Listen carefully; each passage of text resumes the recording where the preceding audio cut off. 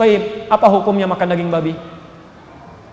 Haram, itu sepakat semua. Tapi ada satu kondisi, antum datang misalnya ke hutan, lebat luar biasa. Ada satu situasi, nggak ada makanan apapun. Yang ada cuman babi.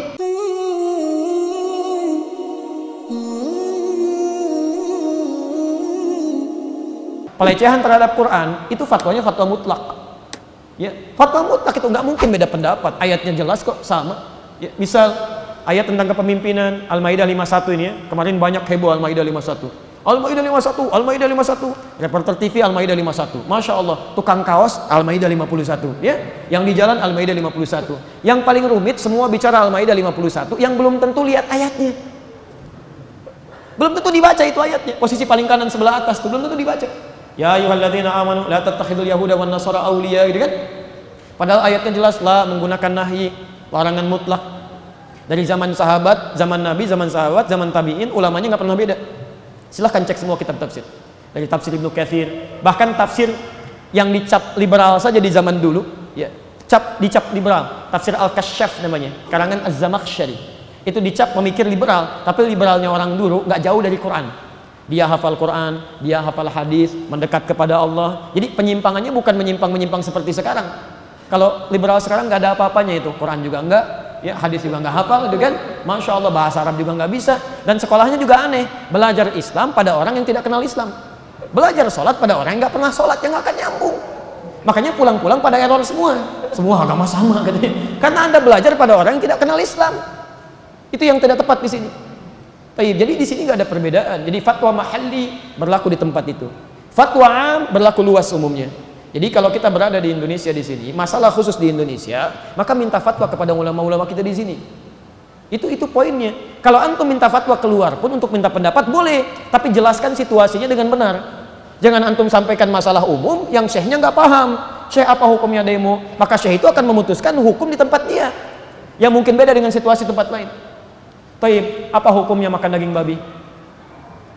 Haram, itu sepakat semua. Tapi ada satu kondisi, antum datang misalnya ke hutan, lebat luar biasa. Ada satu situasi, nggak ada makanan apapun. Yang ada cuman babi. Kalau antum nggak makan bisa meninggal. Saat itu bagaimana? Boleh nggak makan babi? Kata siapa? Babi besar begitu, gitu kan? Yang boleh itu makan daging babi, gitu kan? Potong dulu, masak dulu, kemudian antum ambil. Dalam kondisi itu antum boleh makan sebagian dari daging babi. Bukan sekedar menikmati, tidak menikmati bukan, untuk menghilangkan rasa lapar. Tapi begitu anda keluar dari situ misalnya, sudah menemukan daging ayam, ada daging kambing dan sebagainya, maka ini nggak berlaku lagi. Anda bayangkan yang haram mutlak saja dengan kondisi tertentu itu bisa berubah sesuai dengan maslahat hukum. Ya. Ayam misalnya, apa hukumnya makan daging ayam? Belum tentu. Kalau matinya itu mati bukan disembelih. Mati misalnya begini, dilempar, banting-banting, mati, nggak boleh dimakan, haram hukumnya. Kecuali kalau ayam itu disembelih dulu, baru apa hukumnya?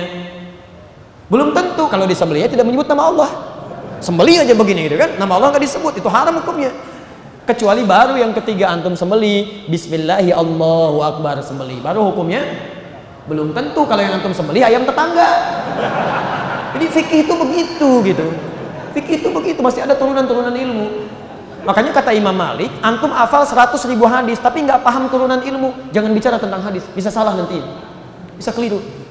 Di kami saja, dulu saat saya di Timur Tengah, di kami saja itu menghafal Bulughul Maram, itu masih taraf anak SMP. SMP itu di kami hafal Bulughul Maram karena itu dasar, baru fikih-fikih dasar. Tapi kalau antum pengen komentarin ilmu, antum harus menghafal dulu Kutubus Sittah, paling minimal. Al-Kutubut Tis'ah, baru belajar qawaid fikih, baru belajar usul fikih, baru menghafal Quran. Imam di tempat kami di Libya itu minimal 2 riwayat, hafaz dengan qalun. Hafaz dengan qalun karena mazhab mutlak ya di situ. Maliki pakai qalun, tapi datang orang yang umum pakai hafaz. Dia mesti tahu itu. Jadi ketua dewan imam minimal 7 riwayat. Ya, sampai dengan 14 riwayat. Kalau mau khutbah mesti menguasai fikih dulu. Jadi pahami dulu, kalau jadi ketua dewan khatib umumnya mesti dikuasai keseluruhannya. Itu Pak ya yang saya sampaikan. Allahu taala a'lam bis-shawab. Jadi aneh kalau Nabi menyampaikan, sahabat sepakat, tabi'in sepakat, ulama sepakat, antum beda. Yang salah bukan mereka, antum yang kurang sehat di sini.